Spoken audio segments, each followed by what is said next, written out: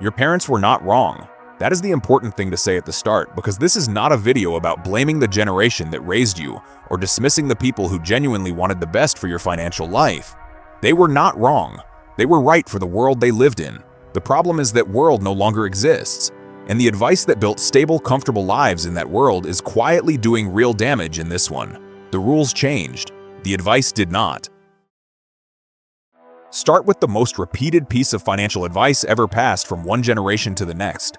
Get a good job, stay loyal, work hard. The company will take care of you. For the generation that gave this advice, it was not naive. It was accurate. The post-war economic environment that shaped the financial instincts of most parents alive today was genuinely built around long-term employment relationships. Companies offered defined benefit pensions, not contribution matching. Actual guaranteed pensions that paid a fixed income for life, regardless of market conditions. Job security was real. Decades of service were rewarded with decades of retirement income. Loyalty was a rational financial strategy because the system was designed to pay it back. That system has been almost completely dismantled. Defined benefit pensions covering private sector workers have gone from covering half the workforce in the 1980s to covering roughly 15% today. The risk of retirement income did not disappear. It was transferred quietly and without much public discussion from employers to employees. Your parents retired with a guaranteed monthly payment. You are retiring with a 401k or its equivalent whose final value depends entirely on market timing, contribution consistency, and decisions you are expected to make with financial expertise most people were never given. The advice to stay loyal and let the company take care of you was perfectly calibrated for a system that no longer exists. Following it today means trusting an implicit contract that was canceled decades ago without anyone formally notifying the people whose financial plans depended on it. The second piece of advice: buy a house as soon as you can. It is the best investment you will ever make. This one requires the most careful handling because it is not entirely wrong. It is wrong in a specific way that depends entirely on when, where, and how you buy. Your parents bought houses in an era of very different mathematics. Interest rates were high in the early period of their buying years, but house prices relative to income were dramatically lower. A house cost 3 to 4 times annual income in most markets. Today, in most major cities in the United States, United Kingdom, Australia, and Canada, a house costs 8 to 12 times annual income, sometimes more. The relationship between house prices, income, and the economy has fundamentally changed. When your parents bought a house, they were entering a market that had room to grow. The demographic tailwind of the baby boomer generation meant decades of demand ahead. Interest rates were high, but falling rates mechanically increase asset prices. The combination produced a generation of homeowners who watched their primary residence appreciate at rates that made it feel like the greatest investment in history. That combination, low price to income ratio, falling rates, demographic tailwind, is not available in most markets today. The rates went from high to low and are now going back up. The demographics have reversed. The price-to-income ratios are at historic highs in most desirable markets. Buying the same asset at 12 times income that your parents bought at 3 times income and expecting the same returns requires ignoring the fact that the entry point is completely different. None of this means renting is always better. It means the calculation has changed, and the advice to buy as soon as possible without doing that calculation is no longer automatically correct. The deeper issue is what your parents' house appreciation did to their thinking about money. If your primary residence doubles or triples in value over 30 years, it is very easy to conclude that property is always the best investment, that renting is throwing money away, and that getting on the ladder as soon as possible, regardless of the terms, is the right move. These conclusions were reasonable given their experience. They are not universal financial laws. They were the product of a specific economic environment that produced exceptional property returns for a specific generation at a specific time. The third piece of advice: save your money. Put it in the bank. A savings account is safe. Safe from what is the question nobody asked, because for most of your parents' working lives, savings accounts paid real interest rates. Not the 0.01% to 2% available in most banks today. Real rates, often above inflation. Keeping money in a savings account in the 1980s and much of the 1990s actually preserved and sometimes grew purchasing power. It was a legitimate strategy. Today, a standard savings account in most countries pays an interest rate below the inflation rate, which means every year your money sits in a savings account, its purchasing power declines. The number goes up. What it can buy goes down. The account your parents told you was safe is currently running a guaranteed negative real return in most economic environments. Your parents were not teaching you the wrong lesson. They were teaching you the lesson that was correct for their interest rate environment. The lesson was really protect your money from risk. The specific vehicle they recommended, the savings account, worked for that purpose in their era and does not work for it now.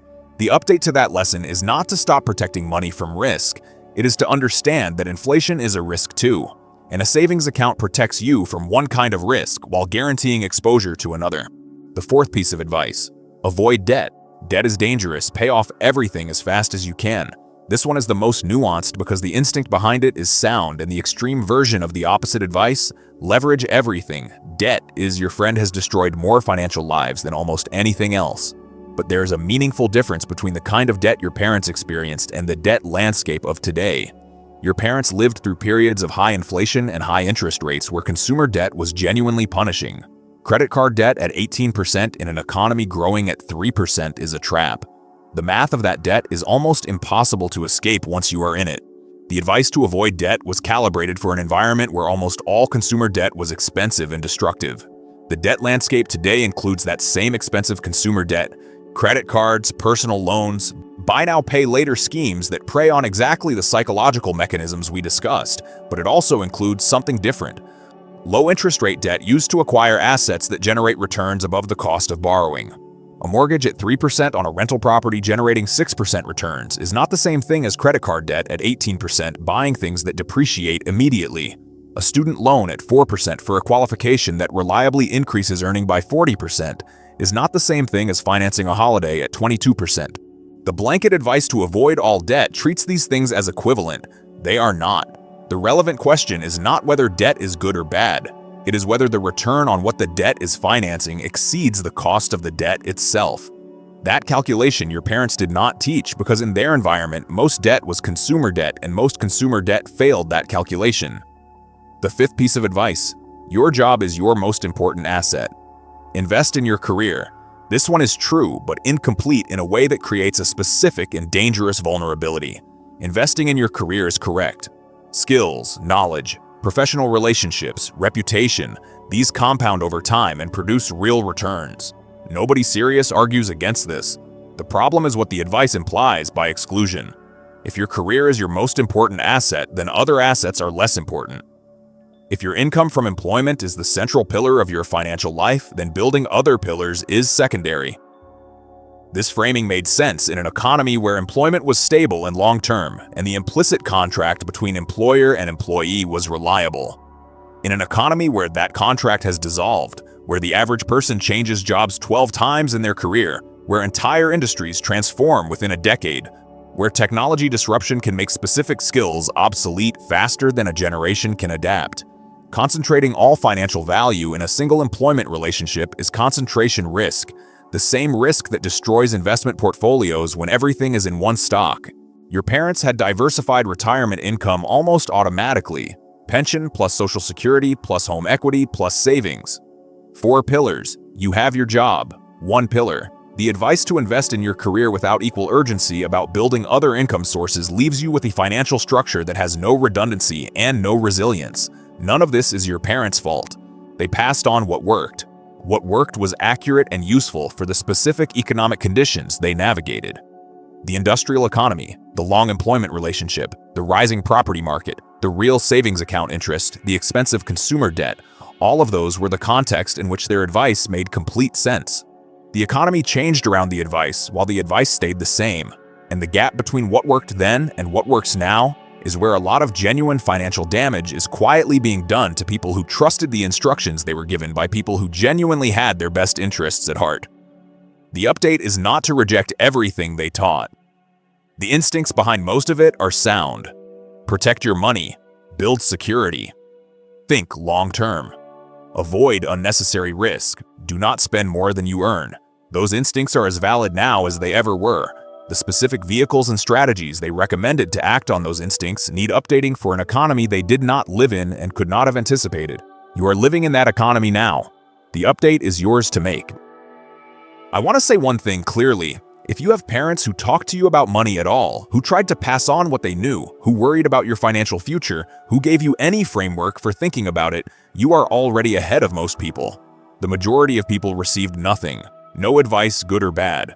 Just silence and the assumption that money would somehow figure itself out.